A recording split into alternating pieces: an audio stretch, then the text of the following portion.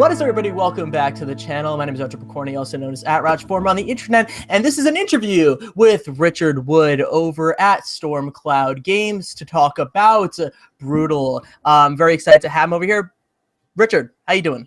Yeah, I'm doing great, thank you. You nailed it there. Good intro. Oh Crushed my it. gosh, crushing it. Nice It's going great. It's going great. I'm half asleep. I just came back from school. It's going great. Today's a great day. That's good, man. I liked it. Yeah. Thank you so much for coming out. Appreciate it. It means a lot to me. And I'm very excited to talk about Brutal. So first things first, you're a producer over at Stormcloud Games, if I'm right. So what does that entail in your day-to-day operations over at the studio? Because, you know, producer is a very broad term. So just for the audience out there.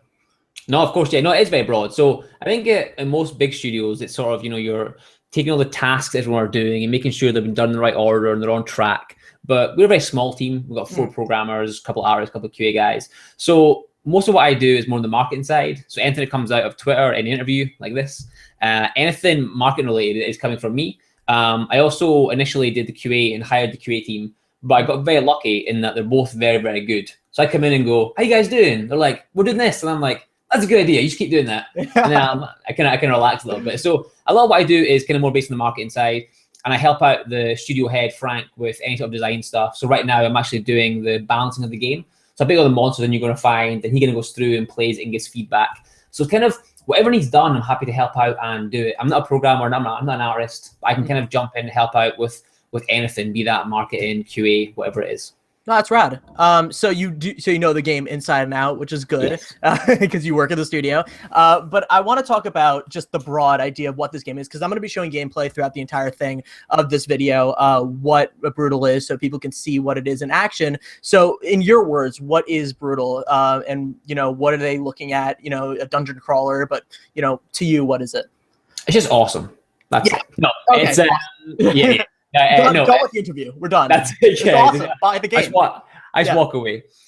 No, so it is we're kind of calling it a 3D ASCII-inspired roguelike. Now, the word roguelike is being used by 10 million different games and different genres recently. So I understand that is kind of confusing to a lot of people. But what we mean by that is that it's got permadeath in it. So, you know, if you die on level 5, you die and start again.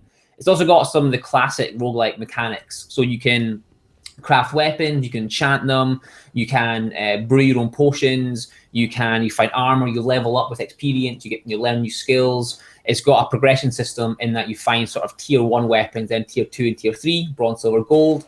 And it is a combat centric game done in real time where you're basically progressing through it in third person through our dungeons, trying to get from level 1 to 26 while killing all the enemies, obviously not dying. And hopefully having a good time. It's kind of got that nostalgia in it with the art style and the mechanics, but we've tried to obviously keep what you expect from a modern game in terms of feel and polish and sort of responsiveness of the combat. So it's a 3D action-based dungeon crawler / roguelike.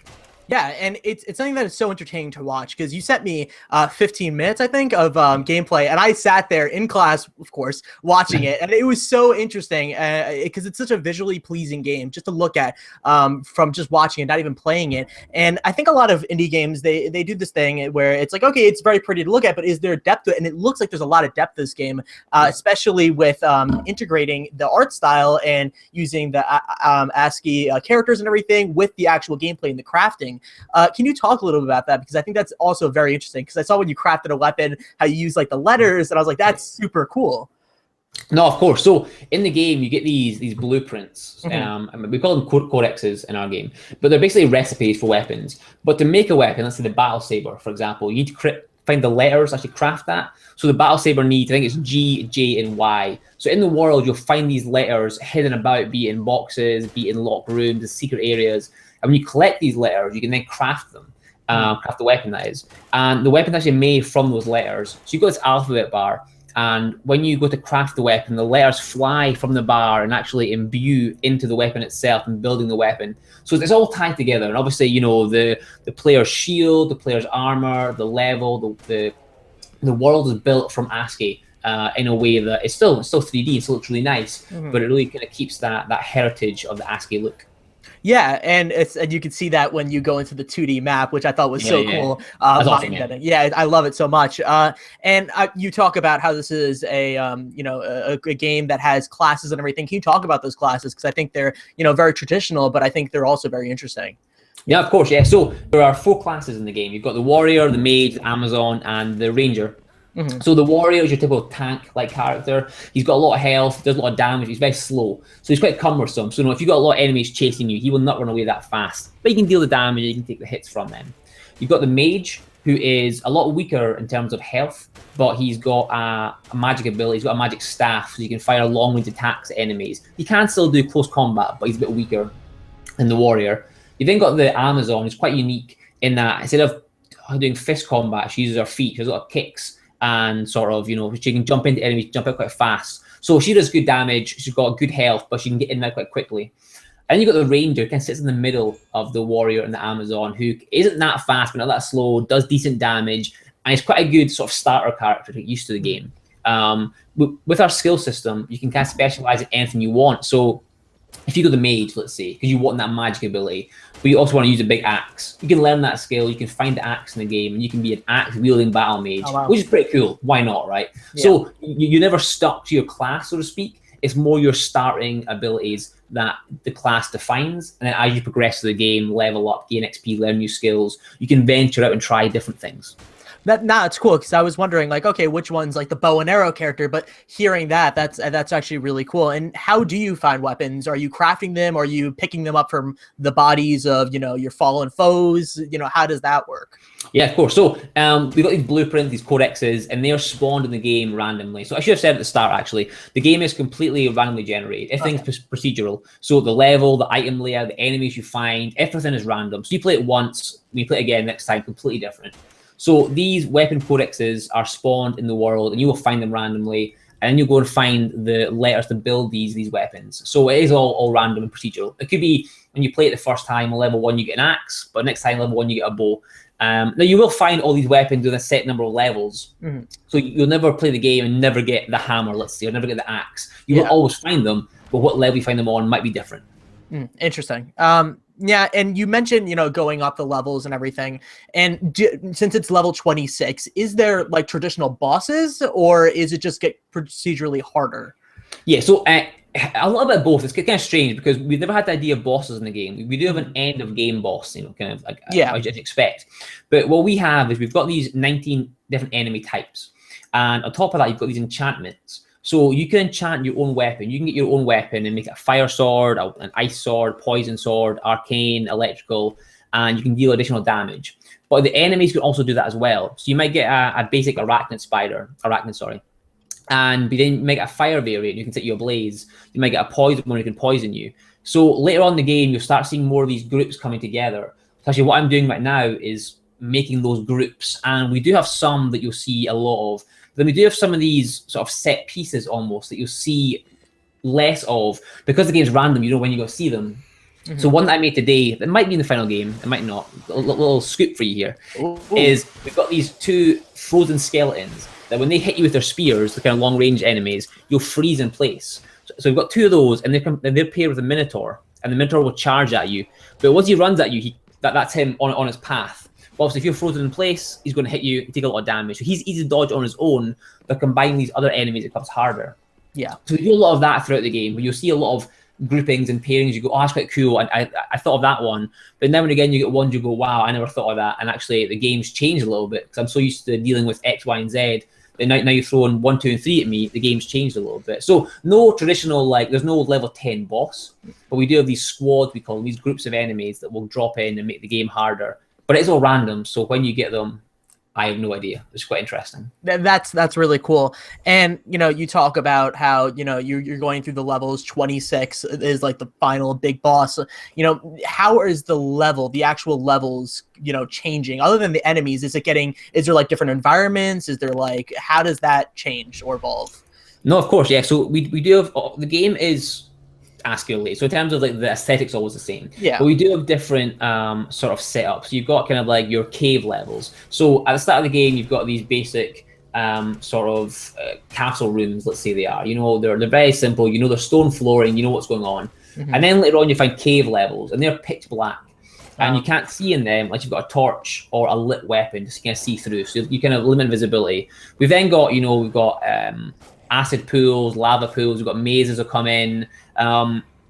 The QA guys actually made these set pieces of the different furniture to create different sort of environment feelings. We've got crypts. We've got sort of kind of like mausoleums almost. We've got kind of graveyards. So the game does change in the sense that you get a lot of different feels from it, including the audio as well, and then sort of the ambient noise you feel. So while the props are always the same in terms of the things you'll see in the game, how they're used changes quite a lot, as well as the enemies you'll find in those settings. So it does change quite a bit. It's quite surprising actually with sort of the art style, how varied it does get later on, which is quite cool.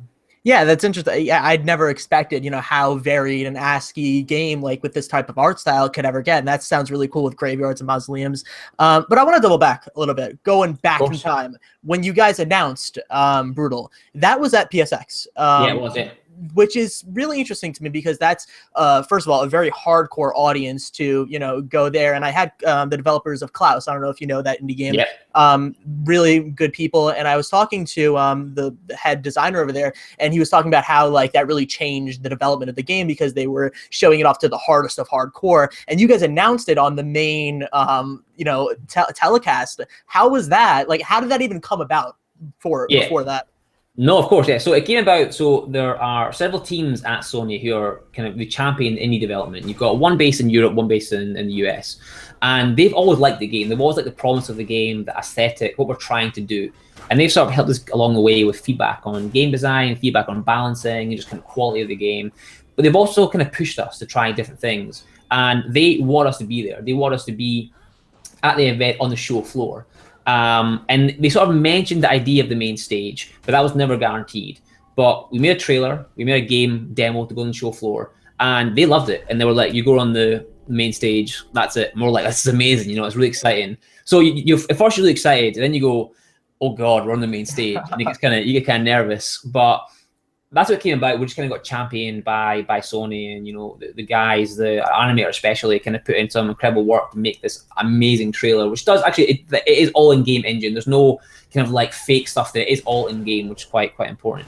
So he made that, and the guys loved it, and then we made the demo, which they loved as well, and we took that across. But similar to Klaus, actually, sort of that game, we had the exact same kind of thing. We got across there, and we're like, this is the game. What do you guys think?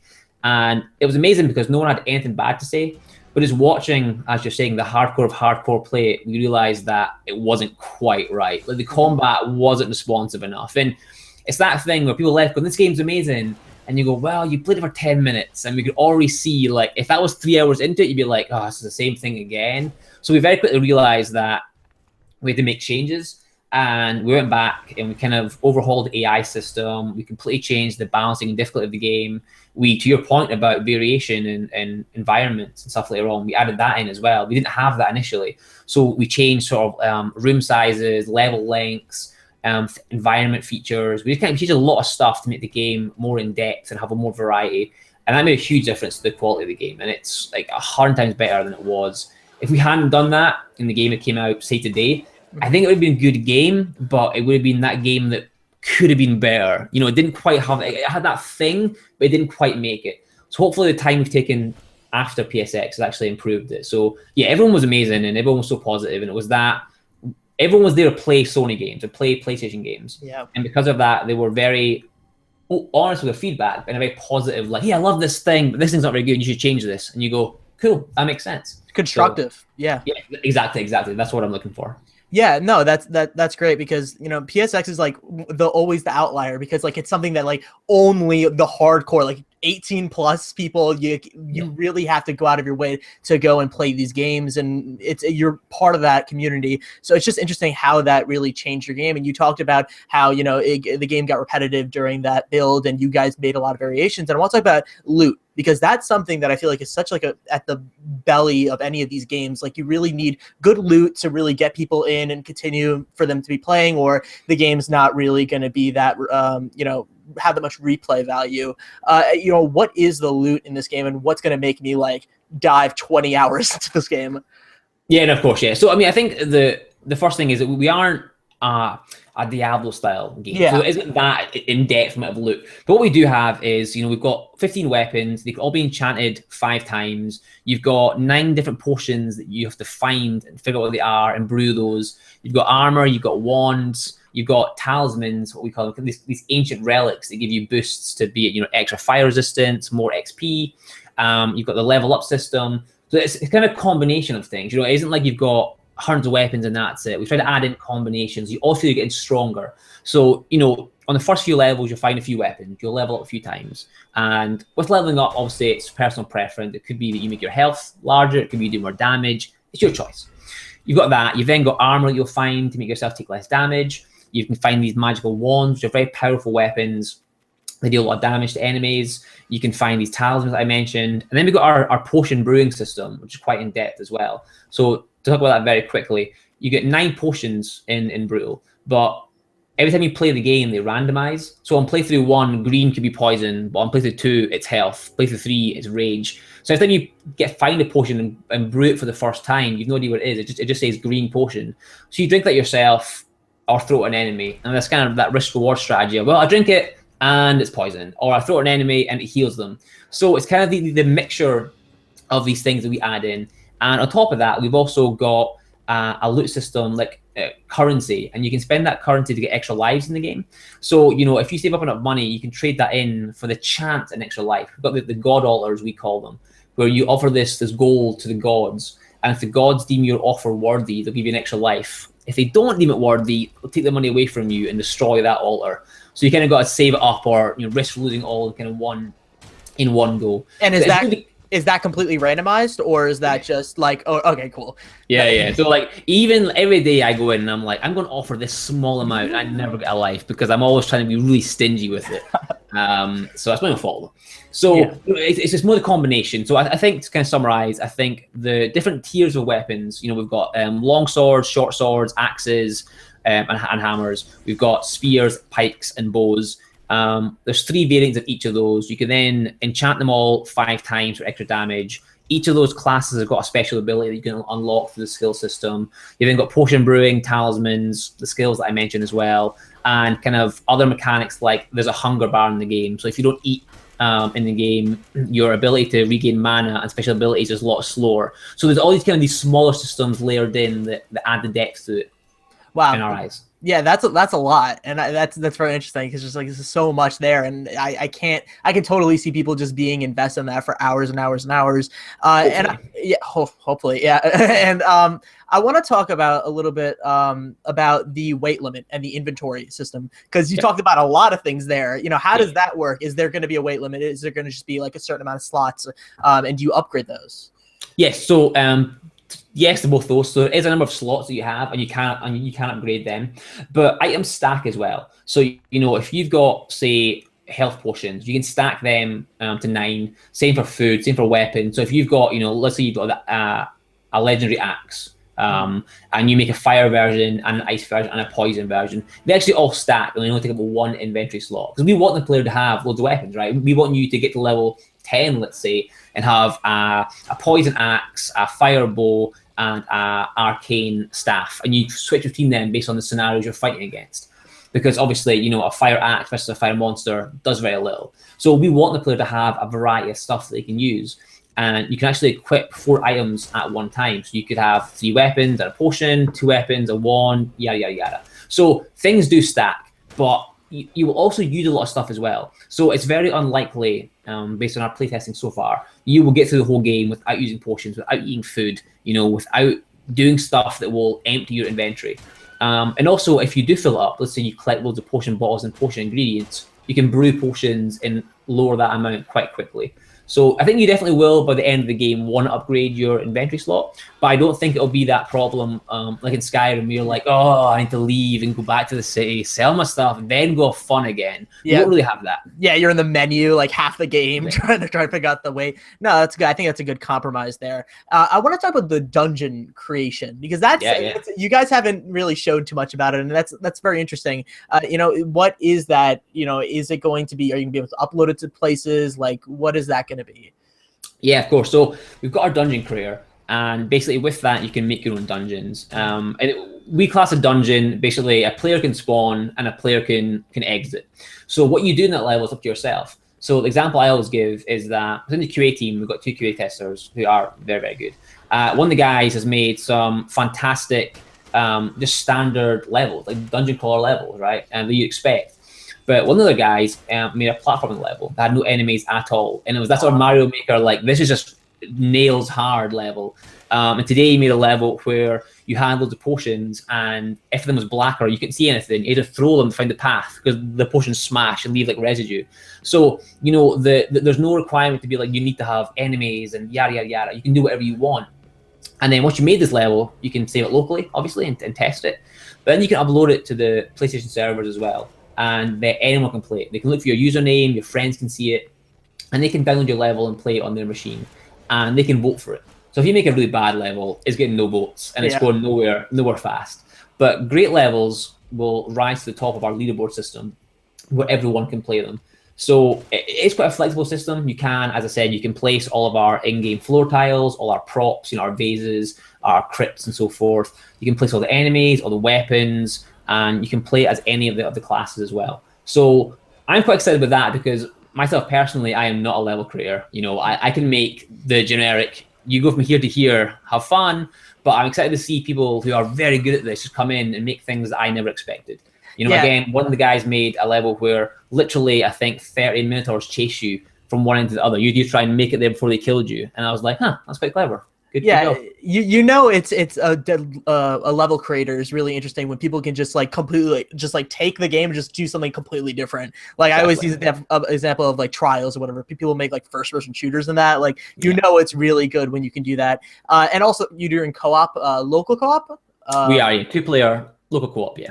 Does the game, of course, scales for, you know, in terms of the amount of enemies and stuff if you have 2 players, right? Yes. So I mean, obviously the positive is that you can you play with a friend. The sort of one of the difficulties is that it's not a shared inventory. So, you know, if you have an axe, it's your axe. You can drop and give it to your friend, but it's not as if you both get the same thing, if that makes sense. So that makes it a little bit harder. And also, if one of you gets down, so let's say you die and I'm playing with you, I can resurrect you, but I give you half my health.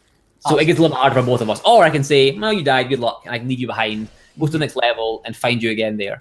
So it does have that sort of system in place. So it is still hard, but it's got different challenges that you wouldn't get in single player. Yeah, that system sounds brutal. Yeah, hey.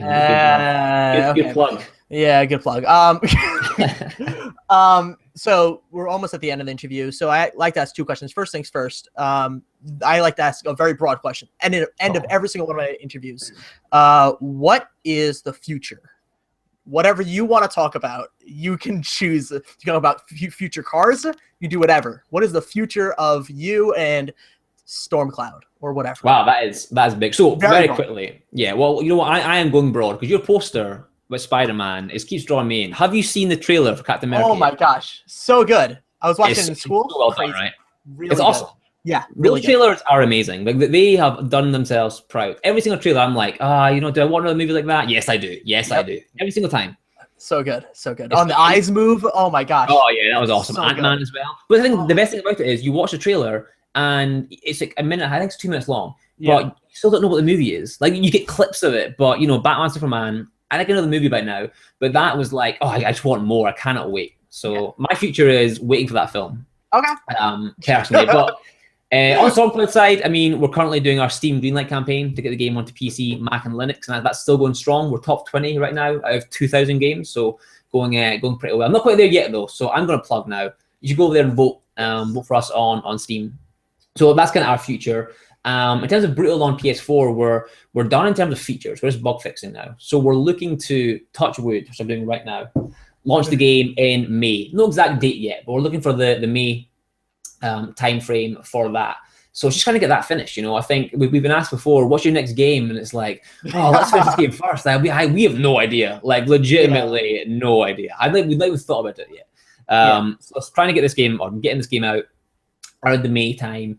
Getting it promoted, getting sort of, you know, hopefully people playing it and enjoying it, getting that feedback, and then working on the PC version for after that. We're launching on PS4 first, and then PC after that. So that should be quite interesting as well. So it's just going into work every day, fixing loads of bugs, and making the game better and better. Yeah, I'm very excited to play it. Hopefully we can cover it on the channel for Simply Indie. Super excited for all the links down below, everybody. If you want to support Brutal, if you want to support Richard himself, I know you do streaming and all that stuff. I'm going to put all your links, everyone's links down below, a ton of them. Please support them. They're really amazing. Thank you so much for coming out, Richard. Really appreciate it. No, it's been great. Well, hold on. I've got a question for you.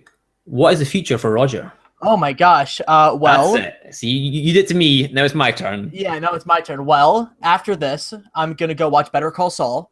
Nice, good call. Yeah, I like that. And then I think I'm gonna watch Legends of Tomorrow because that's on tonight. Okay. Yeah, nice. And then I'm just gonna go to sleep.